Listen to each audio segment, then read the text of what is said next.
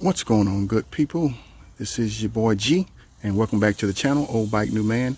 Today I want to do something a little different, kind of go over a few things that I've added over the years to the old bike, the Road King 2000 Road King standard. Unfortunately not a classic, but still love my bike. If any of you all are like me, money is a object, and it is something that I don't have a lot of to put toward things for the motorcycle. I put gas in it, keep the maintenance up, and then it gets kind of thin after that. But without further ado, I want to go over a few things that I have added that have made my ride more comfortable, and maybe some of you all have done the same or are considering those things, and I'll tell you how it worked out for me. If any of you all have not watched any of my old videos, please go back and check them out, and you'll see that I'm not the smallest guy. I'm 6'4" and a lot of pounds. These things have definitely helped me out. So we'll start off at the front. I added these bars. These are 16-inch bars, apes, and hopefully from this angle you can see they're kind of kicked forward. Because I am tall and I didn't have a backrest for most of the years I've had the old bike, I pushed the bars up so that way I would be kind of able to stretch my back out and wouldn't have the small of my back and pain, muscle spasm, things like that I've suffered with over the years. So these bars were a big help. Honestly, I think I could go probably 14 or even 12 and would still be okay. But at the time, you know, they gave me the story of no one ever wished they went smaller. They always wish they went bigger. Yeah, for some people, but I think I could have got away with a smaller bars. But I like these, and these are very comfortable for me. Not the most flashy. They don't have the meat hook, you know, up in this area or anything like that, but they definitely work well. And I'm old school, so I'm kind of into the chrome. These grips are pretty comfortable. Show you those. They have the little cushion here, so it's very comfortable for my hands. I will tell you that I utilize this little hand pad kind of to hold, kind of like a throttle lock type deal, but it doesn't always help. I keep having to kind of push it up to make it in a good spot for my hands. I might have to look into how to adjust that, but it doesn't hurt. It definitely helps some. And this little thing here, like a little speed lock thing, since I don't have cruise control in the old bike, it definitely helps out with my right hand. Gets kind of cramping after a long ride. You know, around town it doesn't make much difference, but definitely on the longer rides it makes a difference. A few creature comfort that I added that definitely makes my ride better is, you guys can see that that's a satellite radio, Sirius XM, and I have a subscription, and I can roll down and listen to my stations pretty much wherever I go. I have a lot of music saved on my phone, on a memory card or whatever, but I listen to the music all the time. So sometimes when you're on a long ride, you need something to break the monotony and listen to satellite radio, whether it be talk radio or comedy or anything like that. It definitely helps break up a long ride. And this is my RAM mount charger. It's a wireless charger, so that's pretty cool. Of course, I don't think these charge as fast as if you had the plug-in kind, but it just keeps it out of the way, and has a little button here that you press to turn it on. And when it's not on, you won't see the light. When it's on, you'll see a little light come on there. It'll turn green when it's charging, and it's red when it's not, then it goes off. So that's pretty cool. Other things I've added, these hand guards here, they definitely help out. I forgot the name of the company. It's the same windshield company that I got my windshield, which brings me to my next item. So the hand guards, they definitely help for someone like me. For big as I am, my hands get cold real easily. So when the temperature drops under 50 degrees, I need a little extra support. So these definitely come in handy. I like those a lot. The next thing I mentioned was the windshield, and I'll put in the description where I got the windshield from. I can't forget the name of the company. It slips my mind now, but it's pretty well known. Memphis Shades, that's what it is. I got the hand guards and this windshield from there. This is like a 16-inch windshield. And I will tell you that when I sit on the bike, my head is above the windshield. I know most of the time they tell you it should be right at your eyes, something like that, but I didn't want the distraction. When I had a taller one on here that I bought from them, and I just feel like I was either looking through it or trying to raise my head to look over, and I just rather not have that. So with that being said, since I have a shorter windshield than probably is suggested, I do get a little head buffeting, but keep in mind I went from no windshield to this, so it's, no matter what I have, is a lot better than that. I've done iron butts without the windshield. looking at it now, I don't think I could do one of those without the windshield, just because I'm a big guy. I was just blowing the wind like a big old sail. And I was beat down by the time I got home. So now I know better, so I do better. But yeah, it's the other hand guard. So that windshield is a very big help. And when I first got it, my thought was, hey, I'll just put this on when it's cold or something like that. When I put that thing on, and I never want to take it off. It is the most comfortable accessory I've ever added to the bike.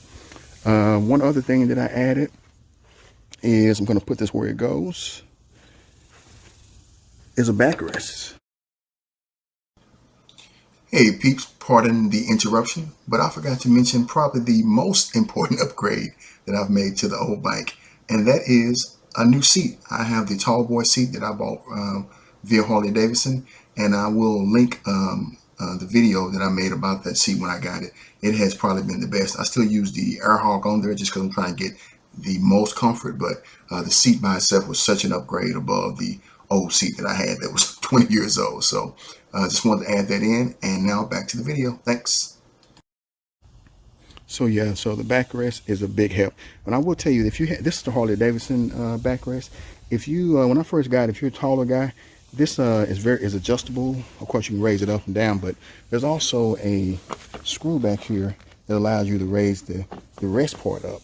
Initially, when I had it, it was down lower, and the backrest was pushing me up too close to the tank, and it wasn't comfortable. So I was thinking about sending it back, and I actually bought another backrest from a different company that I was going to install. So I said, let me try this one other thing, raise this up, and now it is extremely comfortable, and it makes my ride so much more comfortable. I keep it pretty much with me all the time. I don't have it on every single ride, but I've gotten used to the support that it gives my back, so I love that. And this is the adjustable kind where it actually, if you're trying to get on the bike, it folds down. I don't do that. I normally just take it off when I stand up and just pull it out. It's easy. It's like a little lever in here where you can hit it. I like to do it with one hand. Yeah, slide it right on out. So I normally do that when I stand up, and I don't like pushing it down because it makes that hole in the seat look a little weird. As the time goes on, I can imagine it's probably going to stretch that out. And this is adjustable. Let me see if you guys can see that. There's a little lever here where you can push it up, and the thing will just fold down automatically, or it'll pop back. And this is how you adjust the where you want the backrest, because right now obviously I keep it in the furthest back position. Before a shorter ride or something, you probably want to have it to where it's a little further up. So this is the adjustable kind. The one without that is a little cheaper, but you know, I was thinking I don't get many top of line accessories, so I went ahead and went for with that one. One other thing that a couple of things actually. I'll stick with the bike, then I'll go to the last actual accessories. The lights are aftermarket. They're not day makers per se, but they are definitely aftermarket lights that are a lot brighter than what the factory lights were. And keep in mind, I have a 2000 Road King, so I'm not comparing that to you guys that have 2010s and up. These here are custom dynamics, and these up here are a different company, aftermarket, not that name brand. And all my lights on the back are custom dynamics. The light on my tour pack and the lights above my license plate, the middle light and the two signal lights, they're both all custom dynamics. These are, once again, the company name escapes me, but I have lights on the saddlebags there, bottom. And these fog lights are from the same company, and I can't think of the name of them right now. They're not custom dynamics. I honestly just couldn't afford those, but these lights definitely help light up the road. I've seen some people with the, I think they're called Canons or something like that from Zero, and they have like the yellow lens. I think those are pretty cool. Aesthetically, I like the bright white lights, but the last channel I watched was Touring Midwest, and he made a great point that the yellow lights up the road up a lot better in fog. So that's pretty smart thought. I never considered before. So after that, those are pretty much all the things I've added to the bike itself. This here is not necessarily a comfort, but I've mentioned in other videos, I don't like having a helmet, camera on my helmet. So having this here and having an adjustable is awesome. I just need to get a better camera, of course, but you know, in time, we'll get that taken care of. Now these final two items, or three items, are things that I would suggest anyone get, and not necessarily this brand, but just something like these. Let me move this seat backrest out of the way. This is, it's Harley Davidson branded, of course, an air pump, and I use this gauge to determine when my tires are low or whatever, and it lights up when it's plugged into the pigtail that's connected from the bike down there. This is a big thing, so I use it every time I get ready to go for a ride. I plug them, put it on there, check my tire pressure, and make sure I'm good there. So I would definitely say get any kind of brand you can. I think this costs like maybe, I don't know, 70, maybe 100 bucks. I can't remember. I've been had it for a couple of years, but it wasn't necessarily cheap, but it wasn't Harley Davidson expensive as it normally is. I think I may have called it at a Christmas sale or something. This item here, let me get it open, just 1 second.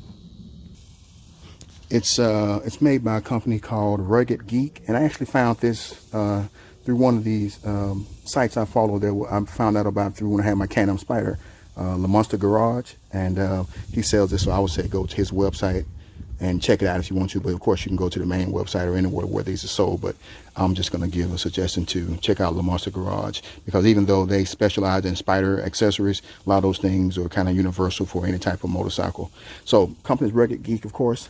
And this is a jump starter kit. Let me show you this, just 1 second. It's in the plastic now, but it's small. It has a place to, on the front here, you can put your phone, and it has a wireless charger for that. It has a USB port for charging phones or anything like that. These are all the accessories. It has the little plug-in. It's pretty straightforward too, man. I tell you, I'm not a mechanical-minded person at all, and this thing is easy for me. I've jump-started my wife's Ford Explorer 2 times, I think, in the last couple of years, and I've never had to use it for my bike. I don't think, maybe 1 time, but had more use with her car than anything else, and had no problem, and still had like 90% charge remaining, as long as you keep it charged up, of course. So I would say definitely keep you some type of jump starter on here. You just never know if you're going to be out. Once again, Harley Davidson branded, but that's not important. A battery tender. I never used to keep one because I ride pretty consistently, not every day, but you know, several times a week most times. But you have those weeks where you don't get to ride, and I found that my battery goes down. I was having problems, you know, once every couple of years with, man, my battery's going down.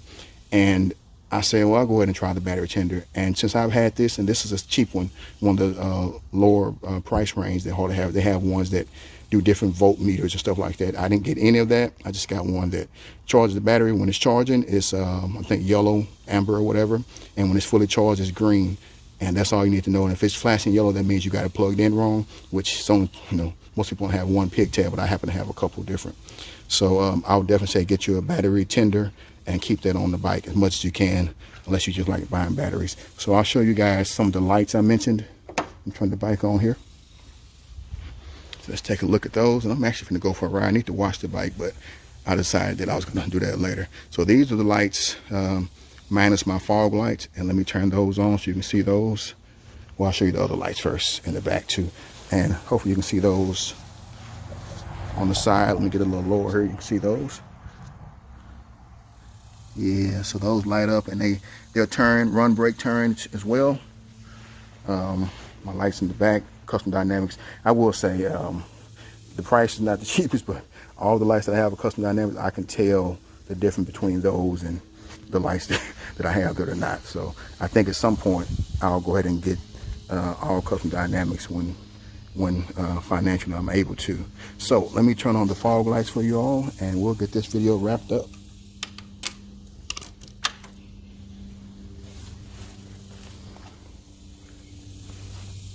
And that's with the fog lights, and they definitely are bright. You can see the difference between those and the other lights. The custom dynamic turn signals down here, you can see those are pretty bright. These lights up top are good, but the custom dynamics and those fog lights are really good. And let me tell you about the turn signals from custom dynamics. Is when they're blinking amber, and the other one stays, you know, white. And then when your signal light goes off, they go back to white. And both do that same thing with the flashes. They blink amber, and on the back as well. So the light system is pretty good, and I like the bright white. But like I said, the only thing I consider is that for those fog lights, if they were yellow, it probably would light up more in fog. But I'm not one of those hardcore guys that's going to be doing a lot of riding in fog, so it may not make much difference. So without further ado, guys, I'm going to take me a good ride. I may even go to the casino, but I'm going to take me a good ride. I need to wash this thing, but it'll have to hold because I need to take it and put it on the bike stand and take my saddlebags off so I can wash the my white wall tires. That's always worked for me. So we'll get all that done. But I appreciate you all taking a couple minutes out with me and seeing what things I've made. Hopefully you guys are making updates and upgrades to your bike that make the ride more comfortable for you. But sometimes you have to balance out aesthetics with comfort. Like this windshield, I think it looks better without the windshield, but it's more comfortable.